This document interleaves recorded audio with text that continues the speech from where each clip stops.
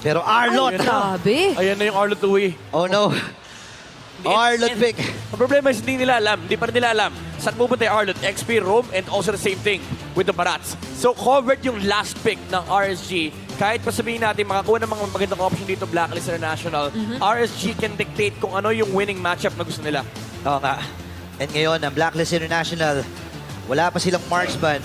Pwede ang Nathan, pwede ang Roger. Ayun. Pero Moscow ang kanilang pipiliin.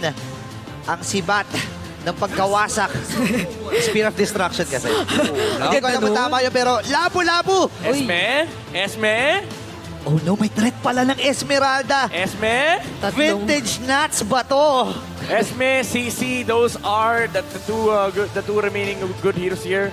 Ay, actually, dagdagan natin. Esme, CC, Pakito.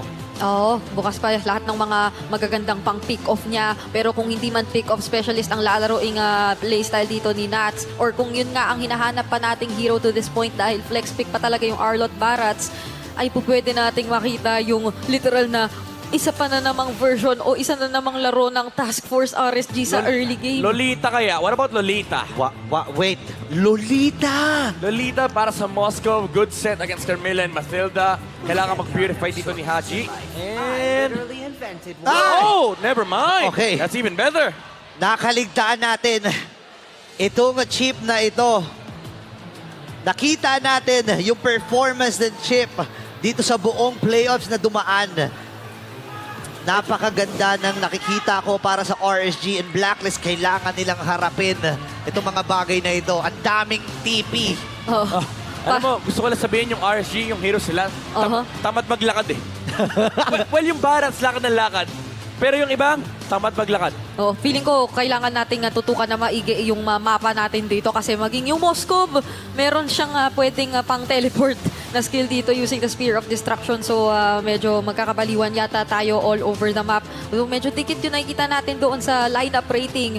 Sigurado ako na masusubok kung magiging dikit nga ba ang laban na ito depending on the early game conditions. Sobrang nakakalito itong lineup na to para sa RSG. Ang dami nilang teleportation, ang dami nilang control sa mapa. Imagine mo meron ka Welcome to Louis Mobile Claude. Legends! May diversion BMI na, may shortcut BMI pa. Di ba? Feeling ko, lilipat na ng Land of Dawn tong Claude eh. Kung meron pa bang isang random doon eh. Land of Midnight. Di ba? Pero ito na, second game ng laban na ito. Again, Na talagang ang RSG ay pinapakita na sa atin yung kanilang mid-season onwards na power spike. Ito yung isa sa mga pinaka naging susing heroes ni Nats. Pero speaking of susi rin itong ginagawa nilang setup plays para kunin si Yue. Pero makakatakas shot na connecta pa sila ng Curse of Blood.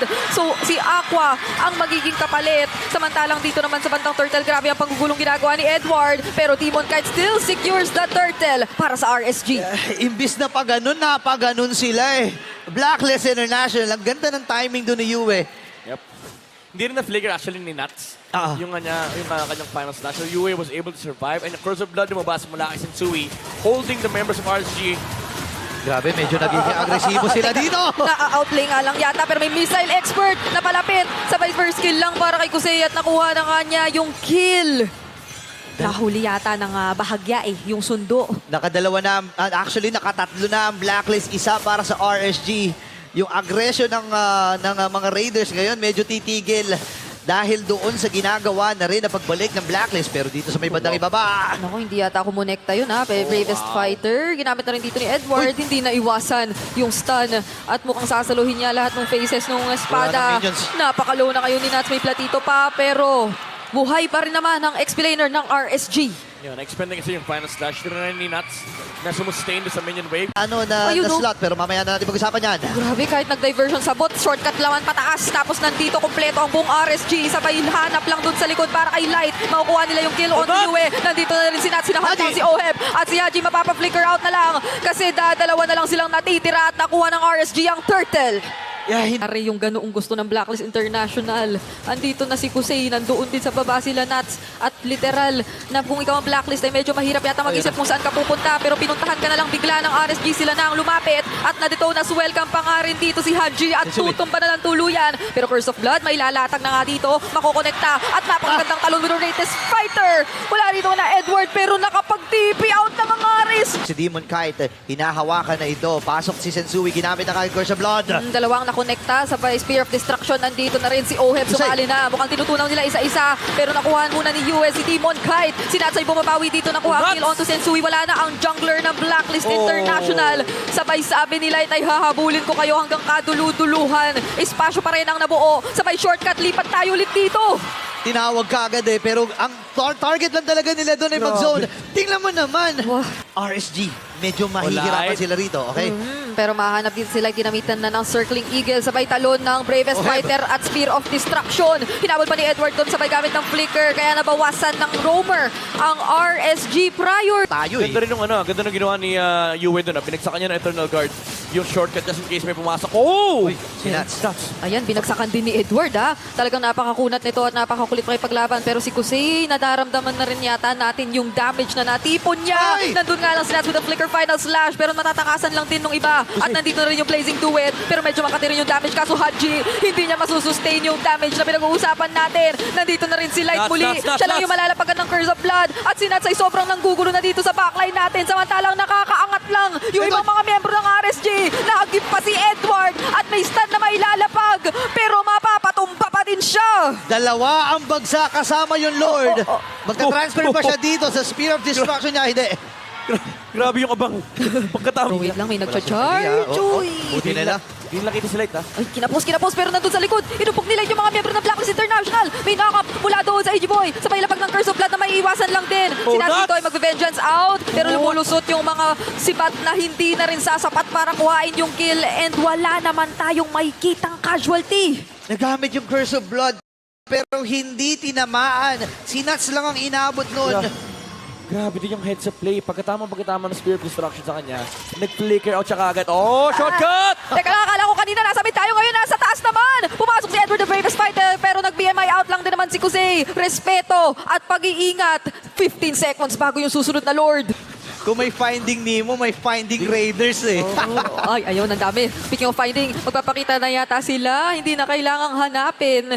Grabe yung pagkakaangat dun sa top. Sabay dito naman eh, kontrolado na. Pero kalahati ang buhay ni Demon Kite, ha? Okay. Pumasok na si Edward. Sisimulan na yata yung laban. Pero magdi-disengage. Mababa yung Lord. Pero marireset lang din. No, soft reset lang ito. Nagamit na rin yung Purify ni Kusei. For sure, na-call na ito ng Blacklist International dahil sa ginawang pagpasok ni Edward. Pero reset muli. Ito na naman ang Lord Dance. Ito na naman ang sayawan.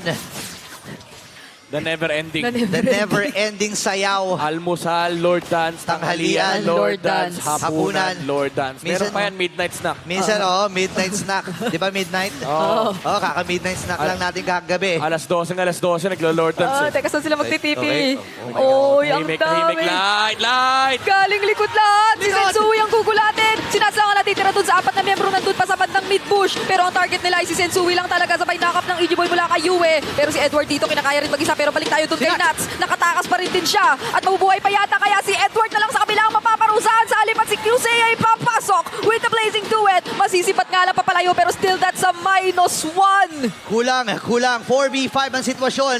Pero magiging 4v4 kasi kailangan hindi makita si Nats! Hindi nakita. Umabot yung recall. Grabe! Atapang atao! Hindi atigil, recall!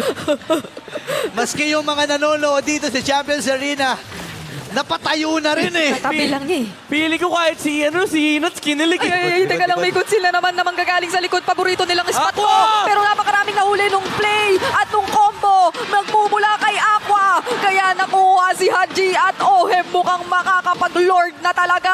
Oh no, napakagandang diversion play para sa Raiders. At ngayon, hawak nila itong Lord kasamang 7K gold lead.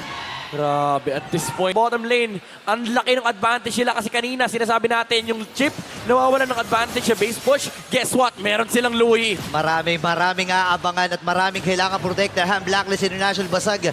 Yung top, mid, even the bottom turret. This might be the final push. Pwede ba nilang i-ento? Nako, talagang nandito na sila, exposed ang base for Blacklist International, pero ang focus lang muna ay i-clear etong Lord na buong buo pa, and mukhang may respeto rin na magmumula sa RSG, pero at the same time, pwede rin na Ang Blacklist International, silipin lahat ng mga damo na pwede pagtaguan. Pero irarush ata nila, ha? grabe, universe down na yung Lord dito, pero nandiyan naman sa tabi si Demon Kite. Kaso sabi ng Blacklist, dito tayo kay Nuts. Si Nuts ang targetin natin. Buhusan natin siya na lahat ng mga maibubuhos natin. Immortality niya ay mapapop na rin bigla. Pero may final slash pa, Vengeance in, pero hindi na niya may sustain pa. So, mababawasan ng XP laner ang RSG bago yung ating Lord. Naku, medyo matagal-tagal to, ha? 45 top lane, seconds. top lane! Top lane! Ay, Top ay, lane. ay, Pinadala teka, na si Jose. ayun! Tabi, MI! Eagles, boss! Eagles! Yun yung mga mahabang BMI. Oo. Wait lang, kulang sila. Ito rin. Bigla ang laban na makikita natin. Kaso si Light medyo napupuruhan na doon ni Oheb. Kaya naman nakakuha na nila yung kill onto the roamer of RSG. Pero yung knock-up ng Lord, medyo tutulungan pa yan tayo mga naghahabol na members ng Blacklist. Pero napakaraming minions doon sa base. Kaso balik muna tayo rito kasi makakatakas pa rin si Kusei. Ilalaban nga ba ito nila Edward? Kasi sabi niya hindi kayo pwedeng umuwi. Wala kayong dedepensahan. Pipigilan namin kayo.